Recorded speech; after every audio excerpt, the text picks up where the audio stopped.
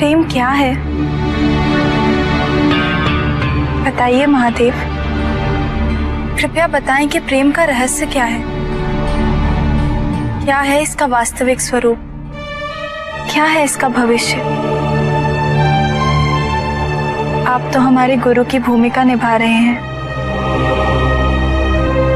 इस प्रेम ज्ञान से हमें प्रबुद्ध करना भी तो आपका दायित्व है।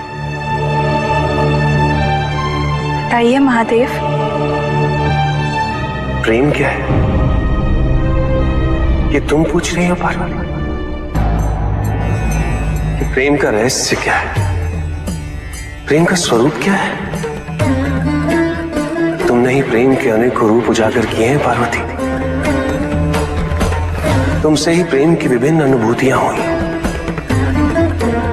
तुम्हारे प्रश्न में ही तुम्हारा उत्तर नहीं थे।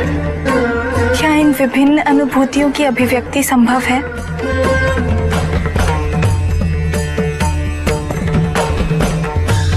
सती के रूप में जब तुम अपने प्राण त्याग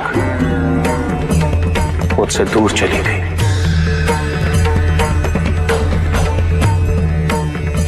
मेरा जीवन,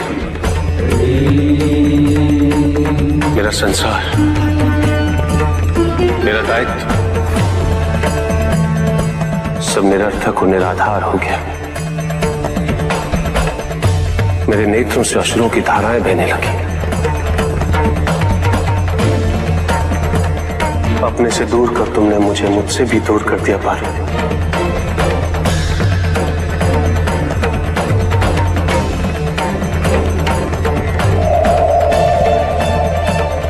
यही तो प्रेम है पार्वती।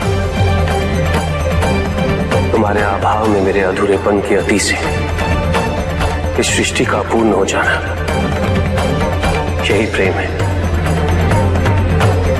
तुम्हारे और मेरे पुनः मिलन करवाने हेतु इस समस्त ब्रह्मांड का हर संभव प्रयास करना, हर संभव षड्यंत्र रचना।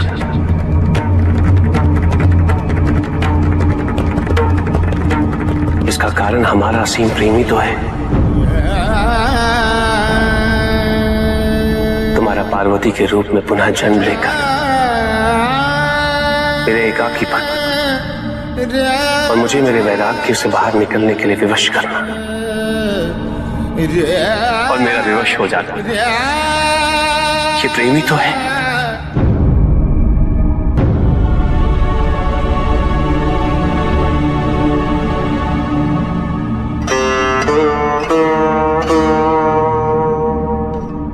किंतु यह हमारे प्रेम का पहला जन्म था,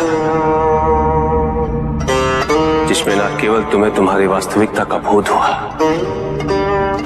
बल्कि मुझे मेरी तपस्या द्वारा मेरी अपूर्णता, मेरी भूल का आभास हो सका।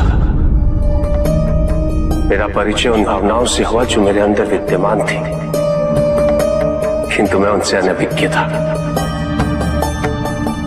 असीम पीड़ा और कष्ट देने वाले इस जन्म की पूर्णता अनिवार्य थी, ताकि हमारे प्रेम का दूसरा जन्म आरंभ हो सके, जो इससे कहीं अधिक सुख, संपूर्णता, संतोष की अनुभूति करवाएगा।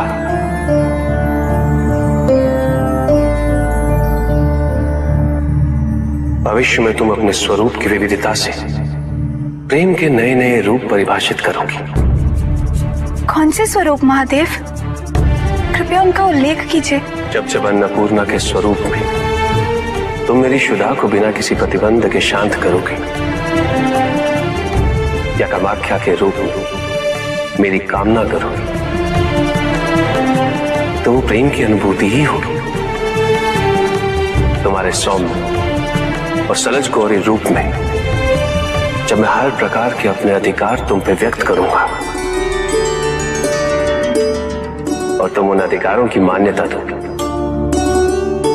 मुझे विश्वास दिलाती रहोगी कि मेरे सिवाय इस संसार में तुम्हें किसी का वर्चस्व स्वीकार नहीं, तो वो प्रेम की अनुभूति ही होगी। जब तुम मनोरंजन हेतु चौसर में मुझे पराजित करोगे, तो भी विजय मेरी ही होगी, क्योंकि उस क्षण तुम्हारे मुख पे आई प्रसन्नता मुझे मेरे दायित्व की पूर्णता का आभास दिलाएगी। तुम्हें सुखी देखकर मुझे सुख का आभास होगा। यही तो प्रेम है पार्वती। जब तुम अपने अस्त्र वहन कर शक्तिशाली दुर्गा रूप में मुझे संरक्षित कर सशस्त्र बनाओगी तो वो अनुभूति प्रेम की अनुभूति ही होगी।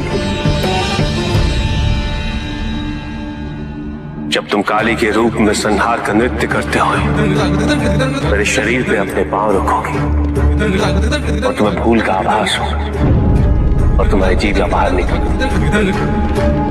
वही प्रेम है पार्वती।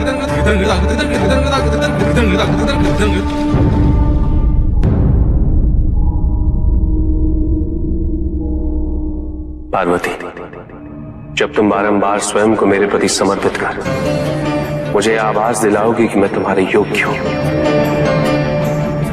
जब तुम मेरी वास्तविकता को प्रतिबिंबित कर मेरे दर्पण के रूप को धारण कर लोगे, वही तो प्रेम होगा पार्वती।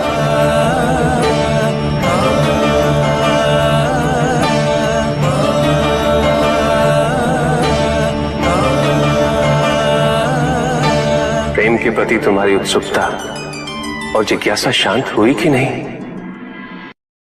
एक संबंध की सफलता वो है जब शब्दों की आवश्यकता ही समाप्त हो जाए, केवल आभास रहे, विश्वास रहे, जागरूकता रहे, संतोष रहे, बिना कहे कि दोनों एक दूसरे की बात समझ लें। यदि तुम किसी से प्रेम करती हो तो उससे उसकी स्वतंत्रता कैसे छीन सकती हो? प्रेम का पर्याय है विश्वास। यदि तुम व्यक्ति पर विश्वास करती तो तुम्हें उसकी स्वतंत्र इच्छा पर भी विश्वास करना चाहिए। तुमने आराध्य प्रेम के नाम पर, भक्ति के नाम पर वो सब किया जो प्रेम नहीं, अपितु प्रेम के विरुद्ध है, विपरीत है। नियंत्रण, वर्चस्व, पूर्ण अधिकार और नियमबद्धता, ये सभी लक्षण प्रेम के नहीं है, अपितु प्रेम के अभाव के हैं। प्रेम के उचित अर्थ की जागरूकता ना होने का है।